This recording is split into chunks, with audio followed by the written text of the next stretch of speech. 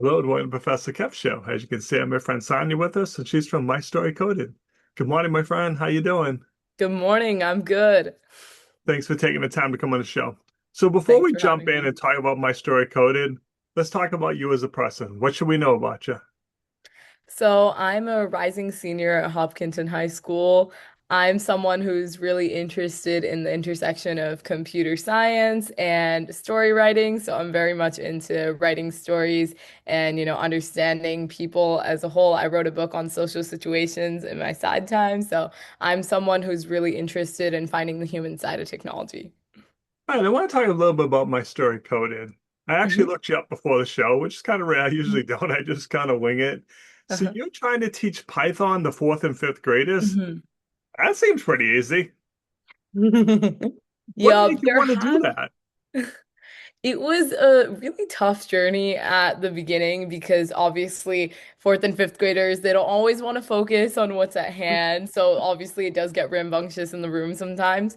But something like also would challenge me was hearing a lot of the people around me, everyone has a different idea of how you should be doing this, like, teaching like coding to different people. So basically the instructors I work with, they had a different idea. I hired some instructors and they had a different idea of how it should run. The parents of the kids had a different idea. The kids wanted something different, obviously. So there was a lot of thinking about what I really want out of the idea, and that really came from understanding why I started my story coded. And for me, it was about making coding something that the kids could relate to, not just like an abstract language that they saw. So the way I did that was I really made it about the user for them as well, because sometimes when kids code, all they see is the logic and they don't really get to interact with someone else throughout the code. So how I really accomplished that, like an example of one of the things I did was I made this thing called a roast generator, which taught like basic if statements through Python. And like, they could be like to their friend, oh, enter a number. And depending on what number they'd enter, it would be like a roast. It would be something stupid, like, oh, your haircut looks bad, something like that. The overall, that really got them to understand that they could code out something that their friend could enjoy and something that could make them laugh. So, uh-huh. So it must be really rewarding, all kidding aside, when you see someone at that age get it. Thousand That's percent. never gets old, right? Definitely not. No. I like remember every single time I've seen something click for one of the kids, and it makes me feel like really accomplished that I've been able to explain this to someone who usually, like at the beginning of the class, I asked everyone, raise your hand if your parents made you come and raise your hand if you wanted to come yourself. And I gotta say, most of the times it's that their parents made them come. So it's really nice to see them actually start to love the code. And that's what I really try to emphasize on instead of just like understanding it. I want them to form like this relationship with coding so that when they go into the future, they want to learn it. It's not like someone forcing it on them. It's like something they want to do themselves, which is more important, I'd say, than just learning the logic. But it's such an advantage to be taught at that age. So, like Hmm. you said, if you find out, hey, I do have a love for this, you already have the Uh-huh. basics down as you start to take, courses at your school and stuff. You know the basics. 1000%. So that's going to be kind of Yep. cool.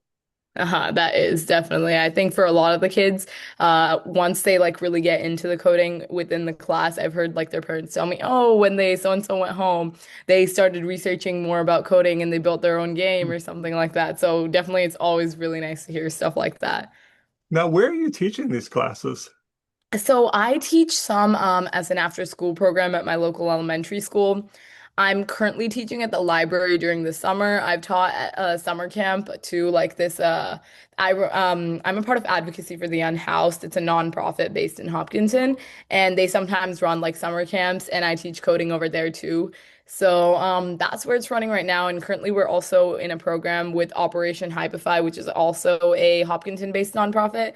And we ran a program where we're going to find a lot of different schools throughout like the country. So currently we also have expanded to Florida. That's another chapter we've just opened where we're also going to be teaching at a school within Florida. So that's also something I'm really excited for. I won't personally be teaching, Yeah. obviously, but But that seems to kind of be where the future would go is educating other people and duplicating thousand this percent. idea. Hmm. And really, what I want to focus on is just not the education part, but the creativity first part.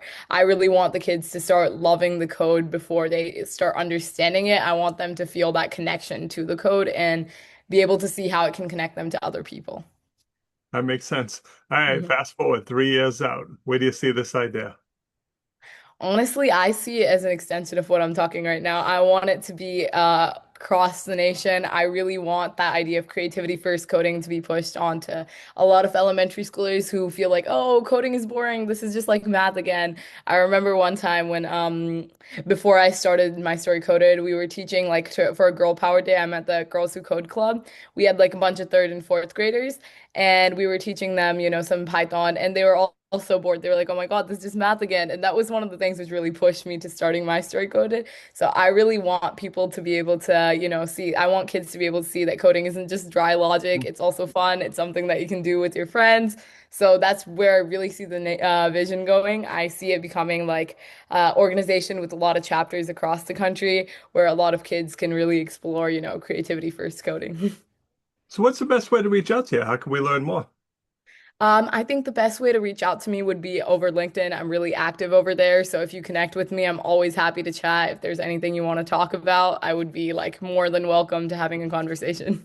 Awesome. I appreciate you taking a few minutes to call on the show. And as always, thanks for being my friend. Yep. Thank you.